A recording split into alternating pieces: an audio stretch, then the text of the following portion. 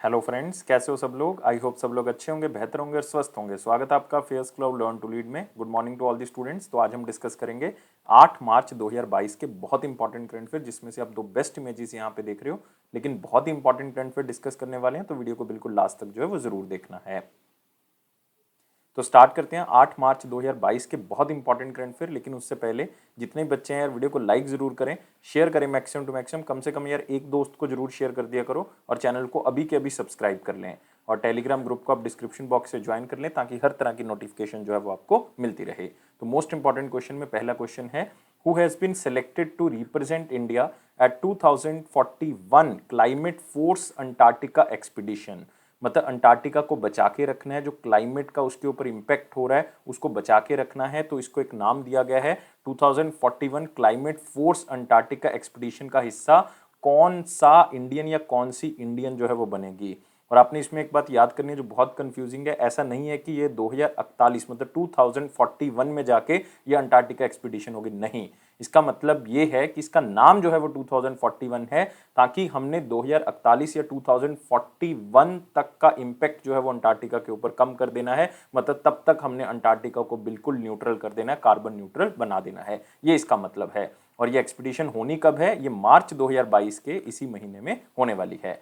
तो कौन इंडिया को रिप्रेजेंट करेगा, ये करेंगी आरुषि वर्मा। तो नाम जरूर एक बार पढ़ लें, याद रखें। वर्मा चाहे याद कर लें, किसी भी तरह से आपको नाम याद रहना चाहिए। आरुषि वर्मा जो कि एक नेशनल लेवल की प्लेयर हैं, शूटर हैं, पिस्टल इवेंट और ट्रैप शूटिंग में कई मेडल जो हैं वो जीत चुकी हैं। तो ये क्लाइमेट फोर्स अंटार्कटिका एक्सपीडिशन का हिस्सा बनेंगी। तो याद रखना है, आरुषि वर्मा जो कि एक नेशनल लेवल शूटर हैं पिस्टल के अंदर और ट्रैप शूटिंग के अंदर, और स्टेट और नदर्न इंडिया चैंपियन और नेशनल मेडलिस्ट रह चुकी हैं।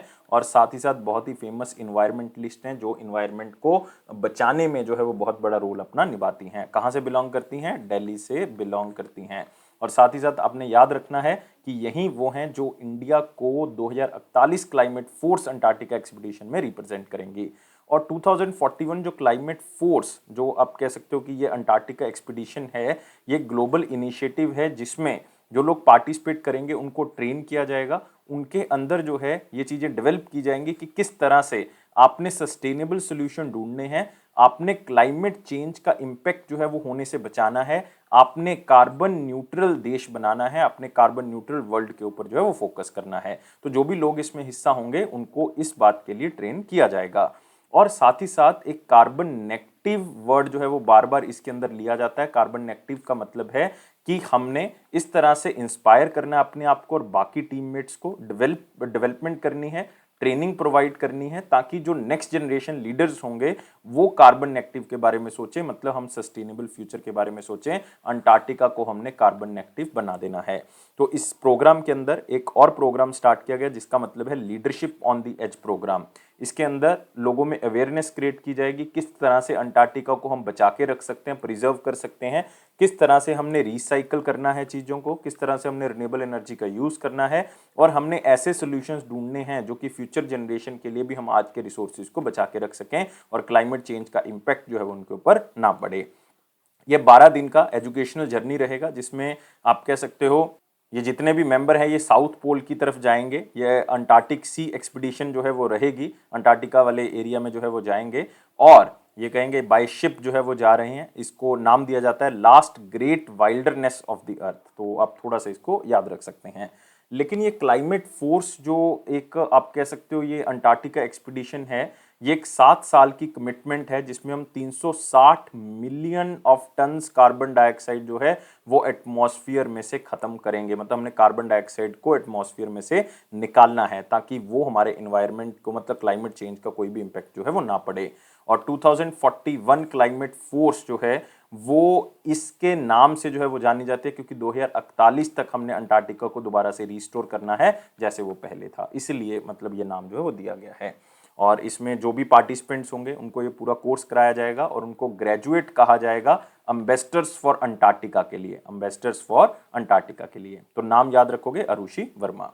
अब आते हैं अगले क्वेश्चन के ऊपर, who is appointed at deputy managing director of SBI digital banking. SBI के डिजिटल बैंकिंग के लिए किसको डेप्यूटी मैनेजिंग डायरेक्टर जो है वो अपॉइंट किया गया, नाम याद रखोगे। आंसर है नितिन चुग। तो आंसर क्या होगा, डी होगा। आप नितिन चुग का फोटो यहाँ पे देख सकते हो। और इनको कितने टाइम के लिए दोस्तों अपॉइंट किया गया, इनको 3 साल के लिए अपॉइंट किया गया है। और इससे पहले ये बहुत बड़ी बड़ी पोजीशंस पे रह चुके हैं, जैसे कि ये पहले एमडी और सीईओ रह चुके हैं कौन से स्मॉल फाइनेंस बैंक के, उज्जीवन स्मॉल फाइनेंस बैंक के। ये मतलब 2019 से लेकर 2021 तक रह चुके हैं। अभी सितंबर में ही 2021 में इन्होंने रिजाइन किया था, लेकिन अदरवाइज ये 2 साल तक इस पोजीशन पे रहे। इससे पहले भी ये डिजिटल बैंकिंग हेड रह चुके हैं एचडीएफसी बैंक के भी, तो ये बहुत बड़ी बात है। और अब एसबीआई की ये पोजीशन संभालेंगे, तो इसका मतलब इनका रोल जो है वो डिजिटल बैंकिंग स्ट्रेटेजी के ऊपर रहेगा। किस तरह से बिजनेस प्लान करना है हमने, ताकि डिजिटल नॉलेज और स्किल्स को लोगों तक पहुंचाया जा सके, वो भी कंस्ट्रक्टिव मैनर में, ताकि लोग इसको बहुत आसानी से यूज कर सकें। खास करके अगर हम एसबीआई के डिजिटल प्लेटफॉर्म की बात करें, यू ओनली नीड वन, मतलब योनो प्लेटफॉर्म की, तो उसको और बेहतर बनाने के बारे में सोचा जाएगा। तो यह है नितिन चुग, नाम जरूर याद रखना है। और इसी के साथ हम आते हैं अगले क्वेश्चन के ऊपर। अगला क्वेश्चन है हमारे पास वेरी इंपॉर्टेंट क्वेश्चन सेक्शन में, लेकिन वीडियो को लाइक करें, शेयर करें मैक्सिमम टू मैक्सिमम, और चैनल को अभी के अभी सब्सक्राइब कर लें, और टेलीग्राम ग्रुप को आप डिस्क्रिप्शन बॉक्स से ज्वाइन कर सकते हैं। कौन सी स्टेट है जिसने 2 इनिशिएटिव लॉन्च किए, 2 स्कीम्स लॉन्च की हैं? एक है अम्मा योजना और एक है वाहिनी स्कीम। एक एक को डिस्कस करेंगे, लेकिन ये स्टार्ट की है सिक्किम ने, तो आंसर क्या होगा? सी होगा। और सिक्किम के जो चीफ मिनिस्टर हैं प्रेम सिंह तमांग जी, उन्होंने इन स्कीम्स को लॉन्च किया है। सबसे पहला है अम्मा योजना। अम्मा योजना है जो नॉन वर्किंग मदर्स हैं, नॉन वर्किंग मदर्स, ताकि वो भी अपने अकाउंट में कुछ पैसा सेव करके रख सकें, उसके लिए स्कीम को स्टार्ट किया गया है।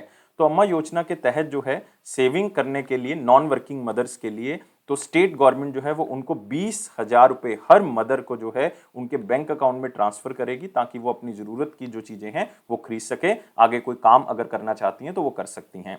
लेकिन इसके लिए एक एलिजिबिलिटी है कि वो औरत जो है वो स्टेट इलेक्टोरल रोल में जो है वो आप कह सकते हो कि उसके अंदर इंक्लूड होनी चाहिए, मतलब जो स्टेट इलेक्शन कमीशन की जो इलेक्शन लिस्ट है उसके अंदर उनका नाम होना चाहिए। और स्पेशली जो सिक्किम का बजट है उसमें 100 करोड़ रुपए जो है वो इस स्कीम के लिए रखे गए हैं, क्योंकि 20,000 रुपए हर साल हर औरत को मिलने हैं जो कि नहीं कमाती हैं पैसे। तो बहुत बड़ी बात है कि स्टेट गवर्नमेंट उनको ये पैसा जो है प्रोवाइड कर रही है।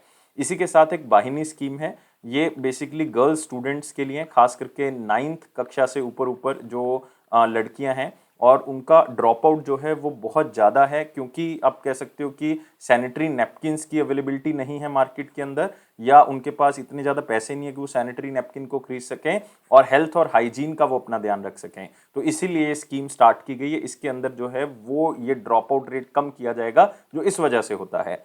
तो इसलिए ये क्या करेंगे, अब ये 18,000 गर्ल्स स्टूडेंट, इससे भी ज़्यादा गर्ल्स स्टूडेंट्स को जो 9th कक्षा या उससे भी ऊपर वाली कक्षा में पढ़ती हैं, उनको फ्री सैनिटरी नैपकिन जो है वो प्रोवाइड करेंगे।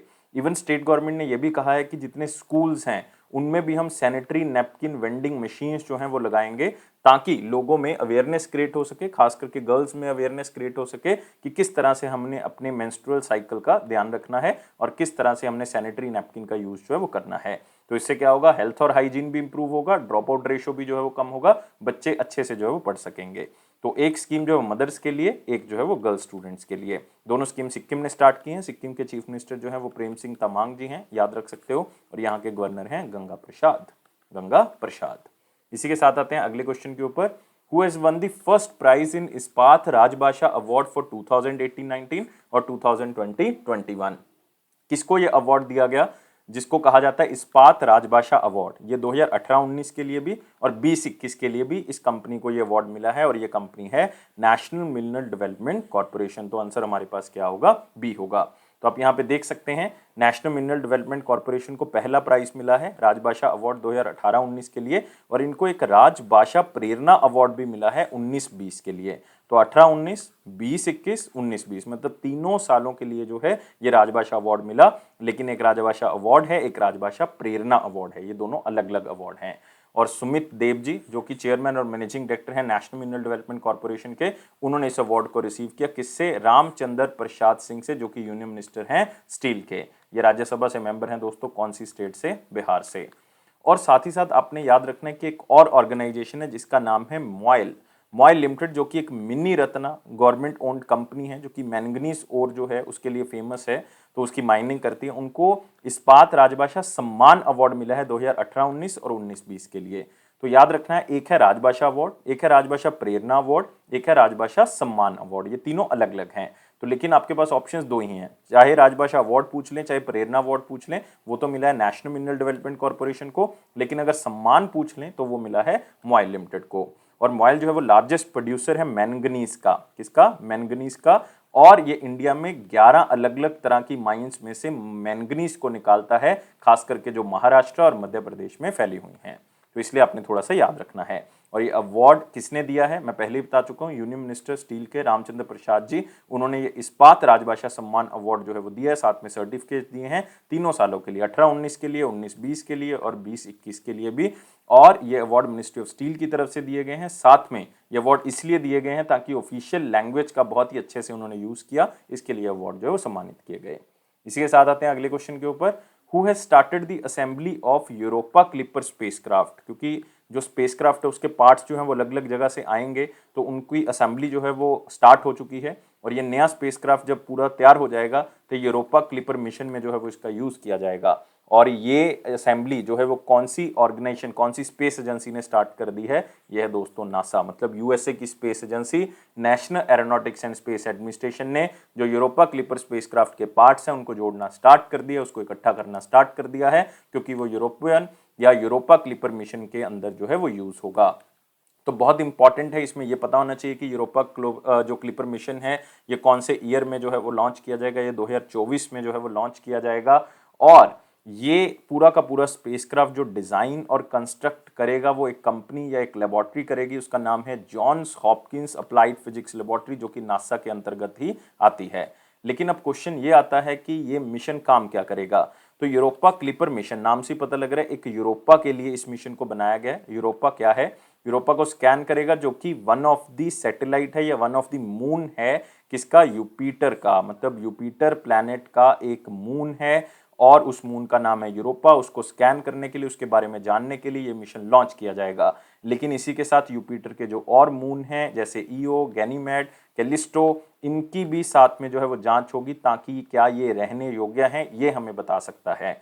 और ये बहुत ही इंपॉर्टेंट मिशन है, क्योंकि ये एस्ट्रोबायोलॉजी के लिए बहुत इंपॉर्टेंट रहेगा, जिसमें ये जाना जाता है कि यूनिवर्स में क्या हम लोग रह सकते हैं, क्या लाइफ पॉसिबल है वहां पे। और साथ ही साथ यूपिटर के आसपास ये जो है वो पूरा का पूरा स्पेसक्राफ्ट जो है वो अपने दायरे को कंप्लीट करेगा, और ये एक बार नहीं बहुत बार करेगा, ताकि ये डाटा जो है वो इकट्ठा किया जा सके यूरोपा का, और ये पता लग सके कि उसका एटमॉस्फेयर कैसा है, सरफेस कैसा है, इंटीरियर कैसा है, ये सारी चीजें जानी जा सकें। और इसका हार्डवेयर जो पूरा का पूरा है ये असेंबल कर लिया जाएगा 2022 तक, और फिर ये पूरा का पूरा बन जाएगा 2023 तक, लेकिन इसको लॉन्च किया जाएगा इस मिशन को 2024 तक। और इसके इंजीनियरिंग कंपोनेंट जो पार्ट्स हैं, साइंटिफिक इंस्ट्रूमेंट्स हैं, ये सारे के सारे यूएसए और यूरोप से लिए जाएंगे। तो ये बहुत ही इंपॉर्टेंट इंफॉर्मेशन आपने याद रखना है, कौन से मिशन के बारे में, यूरोपा क्लिपर मिशन के बारे में। लेकिन साथ ही साथ एक चैलेंज जो है वो लॉन्च किया है हीरो एक्स, एक ऑर्गेनाइजेशन है, उन्होंने नासा का what's on moon phase 2 challenge जो है वो लॉन्च किया है। ये आपको हीरो एक्स पता होना चाहिए, एक लीडिंग प्लेटफॉर्म है, ओपन मार्केट प्लेस है क्राउड सोर्स सोल्यूशंस के लिए, जो कि लोगों से अलग अलग तरह की चीज़ें जो हैं वो सोल्यूशन ढूंढता है और उसके थ्रू उसको इंप्लीमेंट करने की कोशिश करता है। और यह है नासा का what's on moon phase 2 challenge, और इसमें बहुत ही बड़ी मात्रा में प्राइस डिस्ट्रीब्यूशन किया जाता है। नासा के बिहाफ पे ये पूरे चैलेंज को कंडक्ट किया गया, और ये सपोर्ट करेगा नासा का जो मून मिशन है, जिसको हम कहते हैं मिशन आर्टेमिस। तो मिशन आर्टेमिस में अलग अलग चीज़ें जुड़ी हुई हैं, तो उस चीज़ों से जुड़े हुए सोल्यूशन ढूंढने के लिए हीरो एक्स ने ये नासा के बिहाफ पे ये मिशन जो है वो लॉन्च किया है, या ये चैलेंज जो है वो लॉन्च किया है। इसकी जो जीतने की राशि है वो $5 मिलियन चैलेंज जो है वो ये दिया गया, ये मून चैलेंज के नाम से जाना जाता है। इसमें 2 फेज में कंपटीशन होगा, जिसमें जो ल्यूनर मिशन या मून मिशन के लेकर जो पावर सिस्टम चैलेंजेस हैं, इसीलिए इसका नाम है वॉट्स, जो पावर सिस्टम चैलेंजेस हैं उसके लिए जो है वो ये कंपटीशन करवाया जाएगा, और फिर जीतने वाले को ये राशि जो है वो दी जाएगी। तो याद रखना है, ये है नासा। नासा के एडमिनिस्ट्रेटर कौन है, बिल नेल्सन, जो कि 14th एडमिनिस्ट्रेटर हैं नासा के। इसी के साथ आते हैं अगले क्वेश्चन के ऊपर, what is the name of India's first indigenous flying trainer who has successfully completed the sea level trials. तो इंडिया का पहला इंडिया में ही बना हुआ एक फ्लाइंग ट्रेनर, एक ऐसा एरोप्लेन जिसको ट्रेनिंग के पर्पस पे यूज किया जाएगा, उसका नाम आपने मुझे बताना है। और इसके सी लेवल ट्रायल जो है वो सारे कंप्लीट हो गए हैं, पुडुचेरी में रिसेंटली इसके सी लेवल ट्रायल जो हैं वो कंप्लीट हुए हैं, और इसका नाम है हंसा एनजी, या इसको कह देते हैं हम हंसा न्यू जनरेशन। तो तो आप यहाँ पे देख सकते हैं इस तरह का ये दिखता है, बहुत ही छोटा एयरक्राफ्ट, लेकिन ये ट्रेनिंग पर्पस के लिए यूज किया जाता है और इसके सारे सी ट्रायल जो है वो कंप्लीट हो चुके हैं। 2 सीटर ये हंसा न्यू जनरेशन जो है वो रिवैम्प्ड वर्जन है हंसा का, जो कि 30 साल पहले जो है वो डेवलप किया गया था। और हंसा एनजी जो है वो एक आइडियल एयरक्राफ्ट है कमर्शियल पायलट लाइसेंसिंग के लिए, क्योंकि इसका एक तो कॉस्ट बहुत कम आता है और फ्यूल कंजम्पशन जो है वो बहुत ही कम है, इसलिए ये बहुत ही अच्छा माना जाता है खास करके कमर्शियल पायलट लाइसेंसिंग प्रोवाइड करने के लिए। और साथ में जितने भी फ्लाइंग क्लब्स हैं वो इसको यूज कर सकते हैं आराम से, और ये एक तरह का ट्रेनर एयरक्राफ्ट के तौर पे काम करेगा। अभी तक ये 37 फ्लाइट्स जो है वो ले चुका है, 50 घंटे की अपनी फ्लाइंग जर्नी जो है वो पूरी कर चुका है, और साथ ही साथ आप कह सकते हो बस इसको अब एक सर्टिफिकेशन की उम्मीद है, जो कि कहां से दिया जाएगा, डीजीसीए की तरफ से मिल जाएगा, और उम्मीद है कि अप्रैल 2022 तक ये सर्टिफिकेट जो है वो directorate general of civil aviation की तरफ से दे दिया जाएगा। और इवन अभी इसके सी ट्रायल्स जस्ट कंप्लीट ही हुए हैं, और हंसा एनजी के लिए अलग अलग जो फ्लाइंग क्लब्स हैं जो कि आपको पायलटिंग का कोर्स करवाते हैं या आपको जो एरोप्लेन है उसको उड़ाना सिखाते हैं, तो वो 80 तरह के लेटर ऑफ इंटेंट जो है वो इनके पास आ चुके हैं नेशनल एरोनॉटिक्स लेबोरेटरी के पास। याद रखना है, नेशनल एरोस्पेस लेबोरेटरी के पास जो है वो अलग अलग तरह के जो है वो इनके पास प्रपोजल आ चुके हैं कि हमें ये हंसा एनजी चाहिए। तो ये बहुत बड़ी बात है कि इंडिया में इंडिजीनियसली इसको तैयार किया गया, और कौन सी लेबोरेटरी में ये तैयार हुआ है, सीएसआईआर का एक लैब है नेशनल एरोस्पेस लेबोरेटरी। कहाँ पे स्थित है, ये बेंगलुरु में स्थित है। याद रख सकते हो आप ये सारी चीजें। इसी के साथ आते हैं अगले क्वेश्चन के ऊपर। परषोत्तम रुपाला जी ने एक नया इनिशिएटिव लॉन्च किया है ताकि जो फिशरमैन कम्युनिटी है खास करके गुजरात में या और कोस्टल स्टेट्स में, उनकी जो दिक्कतें हैं वो दूर की जा सकें। मतलब ये जो पूरा का पूरा आप कह सकते हो कि ये इनिशिएटिव होगा, ये इधर गुजरात से स्टार्ट हो गए, पूरी की पूरी वेस्टर्न कोस्ट को कवर करेगा, यहाँ से जाता हुआ पूरा एनालाइज करता जाएगा सिचुएशन को, और फिर ईस्टर्न कोस्ट को भी पूरा कवर कर लेगा और देखेगा पूरे समुद्री तल के अंदर कि कौन कौन सी प्रॉब्लम जो हैं, जो मछुआरे जो हैं वो फेस करते हैं, उनको दूर करने में सहायता करेगी। और इसका नाम है सागर परिक्रमा, क्योंकि ये पूरी की पूरी सागर की जो इंडियन कोस्ट लाइन है, तो वो सारा का सारा आप कह सकते हो कि ये परिक्रमा पूरी करेगा। तो आंसर क्या होगा इसका, बी होगा। तो union minister of fishery, animal husbandry और डेयरी जो परषोत्तम रुपाला जी हैं, उन्होंने सागर परिक्रमा मिशन को शुरुआत की है, और इस शिप को नाम भी जो है वो क्या दिया गया है, सागर परिक्रमा दिया गया है। तो ये भी आप याद रख सकते हो। और इस परिक्रमा का मेन मकसद यही है कि क्या चैलेंजेस हैं, क्या एक्सपीरियंसेस हैं जो फिशरमैन कम्युनिटी जो है वो फेस कर रही है, जिसको सॉल्व करना बहुत ज़रूरी है ताकि मछुआरों की जो भी प्रॉब्लम है वो सॉल्व की जा सके और अपने वो जीवन स्तर को ऊपर उठा सके। और उनकी हर दिक्कत अगर सॉल्व होगी तो इसका मतलब हम इकॉनमी भी जो है वो फिशरी की है या एनिमल हस्बेंड्री की, उसको हम दूर कर सकते हैं। और दोस्तों, गुजरात से ये यात्रा स्टार्ट हुई है, क्योंकि गुजरात ऐसा वेस्टर्न कोस्ट में पहला ऐसा स्टेट है जो पानी के साथ लग रहा है। फिर ये गुजरात के बाद आप कह सकते हो दमन एंड दीव, फिर महाराष्ट्र, फिर गोवा, फिर कर्नाटका, फिर केरला, फिर इसके बाद तमिलनाडु, आंध्र प्रदेश, ओडिशा, वेस्ट बंगाल, फिर अंडमान निकोबार और लक्षद्वीप। तो इस तरह से ये अपनी यात्रा 9 स्टेट्स और 4 यूनियन टेरिटरीज में कंप्लीट करेगा। इसका मतलब ये 7500 किलोमीटर से भी ज़्यादा की यात्रा, क्योंकि इंडिया का जो कोस्ट लाइन है वो 7500 किलोमीटर के आसपास है, तो उसकी यात्रा को ये कंप्लीट करेगा और देखेगा कि कौन सी प्रॉब्लम जो है मछुआरे फेस कर रहे हैं, या इवन अगर हमने कल को सी फूड एक्सपोर्ट भी करना है तो क्या क्या हमारे पास जो है वो रिसोर्सेज अवेलेबल हैं। तो ये सारी चीज़ें जो है वो चेक की जाएंगी। तो अपने यहाँ पे यूनियन मिनिस्टर परषोत्तम रुपाला जी के बारे में याद रखना है, इनकी कॉन्स्टिट्यूएंसी जो है वो गुजरात है, गुजरात। अगले क्वेश्चन के ऊपर आते हैं। भारती एयरटेल ने एक बैंक के साथ टाई अप किया है ताकि एक को ब्रांडेड क्रेडिट कार्ड निकाला जाए, मतलब उस क्रेडिट कार्ड के ऊपर उस बैंक का नाम होगा और साथ में एयरटेल का भी नाम होगा, और ये बैंक है हमारे पास एक्सिस बैंक। तो आंसर क्या होगा यहाँ पे, बी होगा। तो आप देख सकते हो एक्सिस बैंक का नाम लिखा हो, यहाँ पे एयरटेल लिखा हुआ है, और ये कार्ड जो है वो एक क्रेडिट कार्ड की तरह काम करेगा, और इसका नाम है एक्सिस बैंक भारती एयरटेल या भारती क्रेडिट कार्ड। और इस कार्ड की हेल्प से आप अगर कोई भी ट्रांजैक्शन करते हो तो आपको कैशबैक्स मिलेंगे, स्पेशल डिस्काउंट्स मिलेंगे, डिजिटल वाउचर्स मिलेंगे, इवन कॉम्प्लीमेंट्री सर्विसेज मिलेंगी जो एयरटेल की हैं और बैंक की हैं। तो वो 34 करोड़ कस्टमर्स जो कि एयरटेल से जुड़े हुए हैं वो इसको यूज कर सकते हैं। तो ये एक तरह से टेलीकॉम और बैंकिंग पार्टनरशिप है, जिसमें एयरटेल के जो कस्टमर्स हैं उनको एक्सिस बैंक की सर्विसेज मिल जाएंगी, फाइनेंशियल सर्विसेज, और साथ ही साथ एक्सिस बैंक को भी बेनिफिट होगा कि जो एयरटेल का स्ट्रॉन्ग बेस है जो कि बहुत से लोग यूज करते हैं, तो वो सारे के सारे एक्सिस बैंक के साथ जुड़ सकते हैं। तो ये क्रेडिट कार्ड जो है वो एयरटेल की कस्टमर एप्लीकेशन पे मिल जाएगा और उसका नाम है Airtel thanks application, thanks application. और एक्सिस बैंक के बारे में याद कर लें, 1993 में इसका गठन किया गया था, लेकिन इसका काम जो है वो 1994 में स्टार्ट हुआ।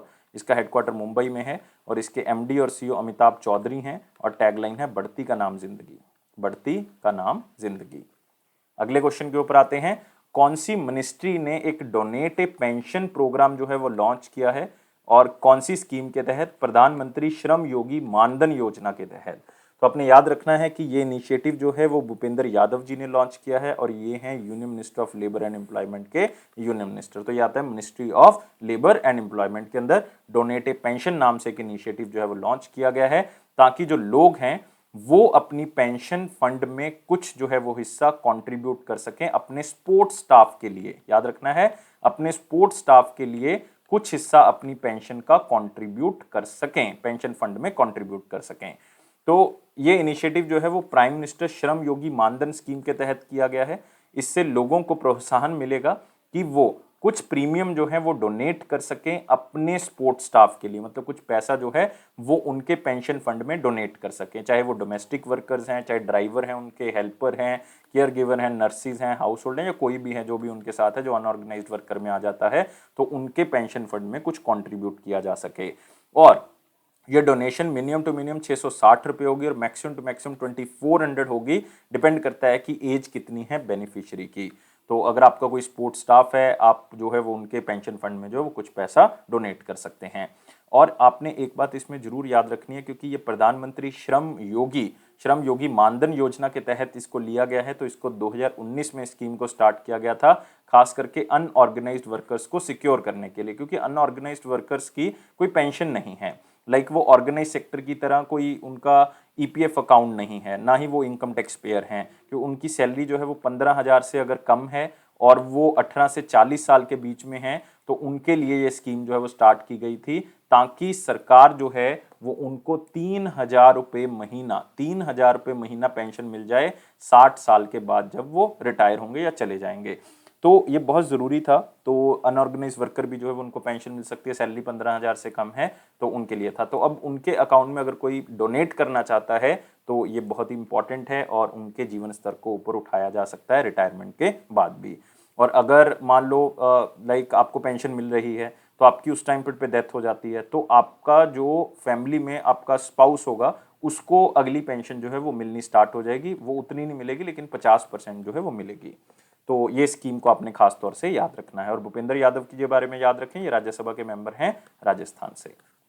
अगले क्वेश्चन के ऊपर आते हैं, insolvency and bankruptcy board of India ने एक टाई अप किया है कौन सी ऑर्गेनाइजेशन के साथ, ताकि कैपेसिटी बिल्डिंग प्रोग्राम, मतलब उनको और स्किल्स प्रोवाइड की जाए, फाइनेंशियल क्रेडिटर्स को और नॉलेज जो है वो दी जा सके कि इंसॉल्वेंसी या बैंक्रप्सी मतलब आपके पास पैसे खत्म हो गए हैं तो उससे कैसे बचा जा सकता है, आपका जो बिजनेस है वो डूबने से कैसे रोका जा सकता है, तो इसके बारे में जो है वो जानकारी दी जाएगी। और ये कौन सी ऑर्गेनाइजेशन के साथ मिलकर दी जाएगी? इंडियन बैंक्स एसोसिएशन के साथ।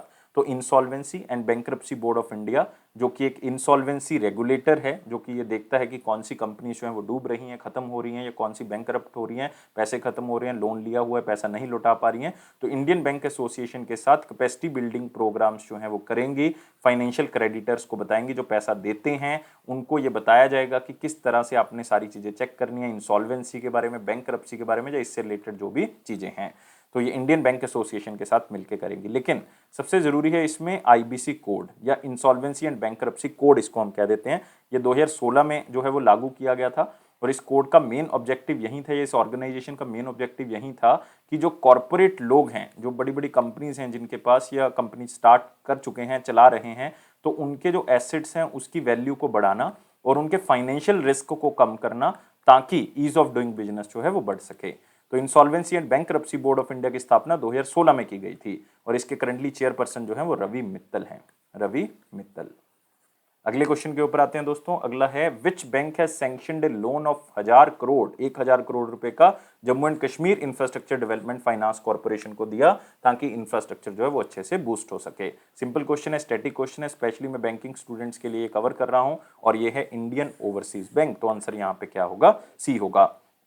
तो इंडियन ओवरसीज बैंक उन बैंक्स में से एज सच पहला बैंक बन चुका है जिसने Jammu and Kashmir infrastructure development finance corporation को 1000 करोड़ रुपए जो है वो लोन के लिए दिए हैं, जिसमें 500 करोड़ रुपए ऑलरेडी जो है वो बैंक ने दे दिए हैं। और फंडिंग जो बैंक की है वो एक बिजनेस प्लान है, ताकि वो अपना जो क्रेडिट है, जो पैसा दे रहे हैं, वो बेसिकली इंफ्रास्ट्रक्चर डेवलपमेंट के लिए काम आ सके। तो इस फंडिंग के तहत जितने भी डिपार्टमेंट्स लाइक जो प्रोजेक्ट चल रहे थे, जितने भी डिपार्टमेंट्स के वो रुके हुए थे या अभी स्लो पोस्ट में चल रहे थे, अब उसको जो है वो तेजी से कंप्लीट किया जा सकता है, क्योंकि इसमें क्रेडिट जो है वो आ चुका है। तो इंडियन ओवरसीज के बारे में याद रखें, इसका हेडक्वार्टर चेन्नई के अंदर है, ये पूछा जा सकता है आपको। Tagline good people to grow with, good people to grow with, और इसके एमडी और सीईओ हैं पार्था प्रीतम सेनगुप्ता जी, पार्था प्रीतम सेनगुप्ता जी। अगले क्वेश्चन के ऊपर आते हैं। जन औषधि दिवस मनाया गया, या आप कह सकते हो जेनरिक मेडिसिन डे मनाया गया, ये कब मनाया जाता है पूरे देश के अंदर? ये मनाया जाता है दोस्तों 7 मार्च को। तो आंसर क्या होगा इसका? बी होगा। ये बेसिकली अवेयरनेस क्रिएट करना है, जो कि प्रधानमंत्री भारतीय जन औषधि परियोजना चल रही है, उसके बारे में लोगों को अवेयर करना है। और इस बार हमने चौथा जन औषधि दिवस मनाया है, याद रखना है, चौथा जन औषधि दिवस मनाया है। और साथ ही साथ जन औषधि वीक मतलब सप्ताह भी बनाया है, जो कि 1 मार्च से लेकर 7 मार्च तक मनाया गया। और इसका थीम इस साल का क्या है? जन औषधि जन उपयोगी। और फर्स्ट जन औषधि दिवस जो है वो 2019 में बनाया गया था, इसका मतलब इस बार जो है वो चौथा जन औषधि दिवस मनाया गया है। और जन औषधि स्कीम जिसकी हम बात कर रहे थे, जिसको हम कहते हैं प्राइम मिनिस्टर जन औषधि परियोजना, ये दोस्तों वैसे तो 2000 आप कह सकते हो 8 में स्टार्ट कर दी गई थी, जिसका एक मकसद था कि जो मेडिसिन बहुत महंगी हैं तो उनको उसी क्वालिटी के साथ जो है वो हम सस्ते रेट में लोगों के लिए प्रोवाइड कर सके। तो आपके शहर में आपने देखा होगा बहुत से जन औषधि केंद्र खुले होंगे, जिसमें जो दवाई 500-500 रुपए की, 1000-1000 रुपए की है, वो आपको 50-50 रुपीज या 100-100 रुपीज में जो है वो आपको मिल जाएगी। तो इतने सस्ते दाम में आपको वही सेम दवाई जो है वो आपको मिलने के लिए प्रबंध करता है ये प्राइम मिनिस्टर भारतीय जन औषधि परियोजना जो है वो प्रबंध करती है। और 7 मार्च को हर साल इसका दिवस मनाया जाता है। और ये आता है ministry of chemicals and fertilisers के अंडर, और इसके union minister doctor Mansukh Mandaviya ji Rajya Sabha के मेंबर हैं गुजरात से। अगले क्वेश्चन के ऊपर आते हैं। बॉम्बे स्टॉक एक्सचेंज ने एक टाई अप किया है कौन सी स्टेट गवर्नमेंट के साथ, ताकि जो स्टेट की micro small and medium enterprises, जो छोटे उद्योग हैं, उनको ये बताया जा सके कि बॉम्बे स्टॉक एक्सचेंज में आप अपनी कंपनी लिस्ट करें और आपको क्या फायदे मिल सकते हैं। कल ही हमने क्वेश्चन किया था, नेशनल स्टॉक एक्सचेंज ने टाई अप किया है किसके साथ? तेलंगाना के साथ, लेकिन बॉम्बे स्टॉक एक्सचेंज ने टाई अप किया है तमिलनाडु के साथ। तो आप यहाँ पे देख सकते हैं कि बॉम्बे स्टॉक एक्सचेंज ने तमिलनाडु गवर्नमेंट का जो trade and investment promotion bureau है उसके साथ टाई अप किया है, ताकि एमएसएमईज जो मैक्सिमम टू मैक्सिमम कंपनीज हैं तमिलनाडु में वो लिस्ट हो सकें। तो इस कोलैबोरेशन के तहत बॉम्बे स्टॉक एक्सचेंज जो है वो कैपेसिटी बिल्डिंग प्रोग्राम चलाएगी, और साथ में जो भी स्मॉल और मीडियम एंटरप्राइजेज हैं तमिलनाडु की, उनको बताएगी कि किस तरह से अगर आप बॉम्बे स्टॉक एक्सचेंज में अपनी कंपनी को लिस्ट करते हो तो आपको क्या फायदे मिल सकते हैं। क्योंकि जब हम कंपनी को लिस्ट करते हैं, इसका मतलब हम पब्लिक के लिए कुछ ना कुछ शेयर्स ओपन करेंगे, मतलब आप पब्लिक के लिए कुछ ना कुछ हिस्सेदारी कंपनी में ऑफर करेंगे। जब लोग उसमें पैसा लगाएंगे तो आपके पास फंड जो है वो आ सकता है, और आपकी कंपनी की वैल्यू भी इंक्रीज होगी और उसकी प्रेजेंस भी बढ़ेगी। तो बॉम्बे स्टॉक एक्सचेंज ने अपना एक नोडल पर्सन जो है वो पॉइंट किया है, जिससे कभी भी कोई स्मॉल मीडियम इंडस्ट्री कॉन्टेक्ट कर सकती है, और ये कोई भी चीज़ अगर पूछना चाहती है, कोई सोल्यूशन आपको चाहिए, वो सारी चीज़ें आपको बताएगी, और क्या फ़ायदे हैं वो भी आपको बताए जाएंगे। तो आईपीओ के थ्रू आप अपनी कंपनी के जो क्राउड फंडिंग है, या आप कह सकते हो जो फंड रेजिंग है, वो कर सकते हो, और आपको कंपनी चलाने में जो है वो आसानी होगी। और तमिलनाडु के चीफ मिनिस्टर जो हैं वो एम.के. स्टालिन हैं, और यहाँ के गवर्नर जो हैं वो आर.एन. रवि हैं, जो कि पहले नागालैंड के गवर्नर थे। इसी के साथ आते हैं अगला question. Prime minister Narendra Modi ji ने पुणे मेट्रो रेल का उद्घाटन किया। ऑलमोस्ट 11,000 करोड़ रुपए जो है वो इसमें खर्च किए गए, और अभी तक पूरी जो आप कह सकते हो ये पुणे मेट्रो रेल प्रोजेक्ट है कंप्लीट नहीं हुआ, क्योंकि टोटल तो ऑलमोस्ट 33 किलोमीटर का ये प्रोजेक्ट है, लेकिन अभी सिर्फ 12 किलोमीटर का स्ट्रेच जो है वही उद्घाटन किया गया है। क्योंकि अभी जो 21 किलोमीटर का ऑलमोस्ट जो पेंडिंग है, वो अभी आने वाले 2023 में या मई या जून के आसपास जो है वो 2023 में इसका उद्घाटन किया जाएगा। और पुणे मेट्रो एक ऐसा पहला प्रोजेक्ट है कंट्री का जिसमें एल्युमिनियम की जो कोच हैं वो यूज़ किए जाएंगे, मतलब एल्युमिनियम बेस्ड कोच यूज़ किए जाएंगे, और इसको मेक इन इंडिया के तहत जो है वो बनाया जा रहा है। और मैं आपको बता दूं, एल्युमिनियम बॉडी कोच जो हैं वो लाइटेस्ट कोच हैं रेलवे इंडस्ट्री के अंदर, तो ये यूज़ किए जाएंगे। और साथ ही साथ मोदी जी ने छत्रपति शिवाजी महाराज का एक स्टैचू जो है वो उसका उद्घाटन किया। ये एक सिटिंग स्टैचू है, बैठने वाली पोजीशन में एक छत्रपति शिवाजी महाराज जी का स्टैचू बना हुआ है, और ये पुणे म्युनिसिपल कॉरपोरेशन के वाली जगह पे जो है वहां पे इसको लगाया गया है। और इसकी जो लंबाई है वो 9.5 फीट है और इसका वेट जो है वो ऑलमोस्ट 1.85 टन है, मतलब 1850 किलो जो है वो इसका ऑलमोस्ट वेट है। नेक्स्ट आते हैं, एक ऑर्गेनाइजेशन, एक इंस्टीट्यूशन है जिसका नाम है national institute for entrepreneurship and small business development. उन्होंने एक एमओयू साइन किया मिनिस्ट्री ऑफ रूरल डेवलपमेंट के साथ ताकि एक प्रोग्राम इंप्लीमेंट किया जा सके जिसका नाम है स्टार्टअप विलेज एंटरप्रेन्योर प्रोग्राम। इस प्रोग्राम के तहत जो है वो एक ऐसा इकोसिस्टम बनाया जाएगा, एक ऐसा इन्वायरमेंट बनाया जाएगा जिसमें आप कह सकते हो कि कम्युनिटी लेवल पे जो है वो लाइक अलग अलग स्टार्टअप्स जो हैं वो स्टार्ट हो सकें, छोटे छोटे बिजनेस जो हैं वो आगे बढ़ सकें, कोई आइडिया ऐसा है उसको छोटे लेवल पे स्टार्ट करके देखा जा सके, तो इसमें national institute for entrepreneurship and small business development जो है वो सहयोग करेगा। तो एमओयू जो है वो रूरल कम्युनिटी को ये आश्वासन देता है और साथ में सपोर्ट प्रोवाइड करता है उनको ट्रेड करने के लिए, और साथ में कंप्लीट सपोर्ट प्रोवाइड करेगा ताकि जब तक उनका बिजनेस पूरी तरह से स्टेबल ना हो जाए। तो जो रूरल छोटे छोटे बिजनेसमैन है जो घर से ही काम करते हैं या कोई काम करना चाहते हैं, कोई स्टार्टअप करना चाहते हैं, तो उनको बैंकिंग सिस्टम के बारे में जानकारी देना, उनको फाइनेंशियल सपोर्ट प्रोवाइड करना, मुद्रा बैंक के थ्रू भी जो है वो सपोर्ट प्रोवाइड की जाएगी, और साथ में उनको ऐसी टेक्निक या टूल्स प्रोवाइड करना, अलग अलग एप्लीकेशंस बतानी, उनको ट्रेनिंग देनी, उनको कैपेसिटी बिल्डिंग मतलब उनकी स्किल्स में और सुधार करना। तो ये सारी सर्विसेज जो हैं ये national institution of entrepreneurship and small business development बताएगा। तो इस क्वेश्चन को आप स्लाइड से ही याद रख सकते हो। इसी के साथ आते हैं अगला सेक्शन जो कि इंपॉर्टेंट क्वेश्चन सेक्शन, लेकिन वीडियो को लाइक करें, शेयर करें मैक्सिमम टू मैक्सिमम, और चैनल को अभी के अभी सब्सक्राइब कर लें, और टेलीग्राम ग्रुप को आप डिस्क्रिप्शन बॉक्स से ज्वाइन कर सकते हैं। और इसमें क्वेश्चन है, financial technological firm intellect design, intellect design नाम याद रखोगे, इसका पूरा नाम है इंटेलेक्ट डिजाइन एरिना लिमिटेड, वो मल्टी मिलियन डील साइन करता है किसके साथ? रिजर्व बैंक ऑफ इंडिया के साथ, क्योंकि रिजर्व बैंक ऑफ इंडिया का जितना भी डिजिटल प्लेटफॉर्म बिजनेस चलता है वो कौन सी कंपनी चलाती है? इंटेलेक्ट डिजाइन चलाती है। तो इन्होंने एक नया वर्जन जो है वो अपग्रेडेड वर्जन जो है वो लॉन्च किया है इंटेलेक्ट डिजाइन ने, वो है cloud native intellect quantum core banking solution, जिसके थ्रू डिजिटल ट्रांसफॉर्मेशन जो है वो आरबीआई की जाएगी। और आरबीआई इसको ई कुबेर भी कहता है, गवर्नमेंट ऑफ इंडिया इसको ई कुबेर सिस्टम के नाम से भी जानती है, लेकिन अदरवाइज इसको बोला जाता है intellect quantum central banking solution के नाम से बोला जाता है, क्योंकि इंटेलेक्ट ने इसको डिजाइन किया था। तो ये पूरा का पूरा जो सिस्टम है जिसको हम ई कुबेर सिस्टम कहते हैं, या आप कह सकते हो इसको cloud native intellect quantum core banking solution कह सकते हो, ये 100 मिलियन ट्रांजेक्शन्स को सपोर्ट करता है, 250 कमर्शियल बैंक इसको यूज़ कर रहे हैं, 35 स्टेट गवर्नमेंट और यूनियन टेरिटरीज इसको यूज़ कर रही हैं, सेंट्रल गवर्नमेंट मिनिस्ट्रीज यूज़ कर रही हैं। तो ये बहुत ही इंपॉर्टेंट, आपको कंपनी का नाम जो है वो पता होना चाहिए।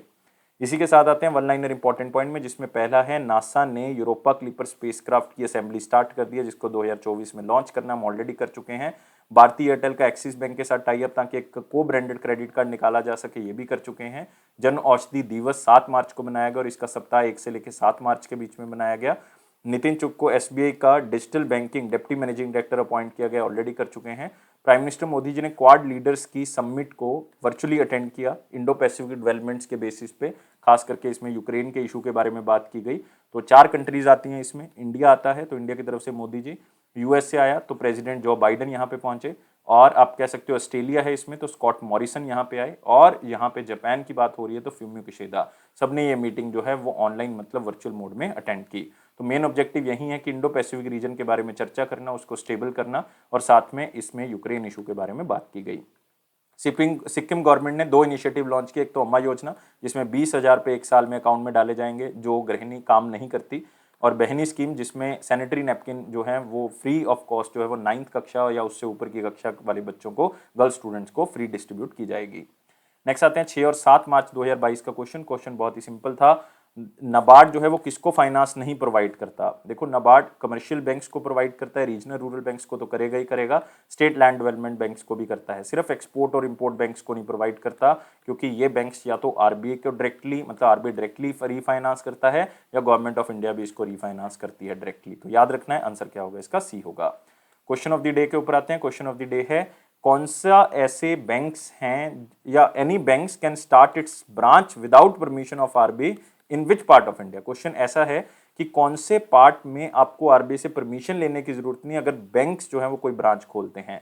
तो आपने मुझे वो एरिया बताना है कि कौन सा है। मैं आपके आंसर का वेट करूंगा, लेकिन वीडियो को लाइक करना है, शेयर करें मैक्सिमम टू मैक्सिमम, चैनल को अभी के अभी सब्सक्राइब कर लें और टेलीग्राम ग्रुप को आप डिस्क्रिप्शन बॉक्स से ज्वाइन कर लें, बेल बटन को प्रेस कर दें ताकि हर तरह की इंपॉर्टेंट नोटिफिकेशन आपको मिल सके। लेकिन यह फेयर्स क्लाउड का प्रॉमिस है कि आपके कॉन्फिडेंस को जरूर बूस्ट करेंगे, इसी तरह से हमें सपोर्ट करते रहें। लेकिन दोस्तों, लाइफ को बहुत ज्यादा सीरियस नहीं लोगे, हमेशा खुश रहोगे स्माइली की तरह। Thank you guys, take care and bye bye.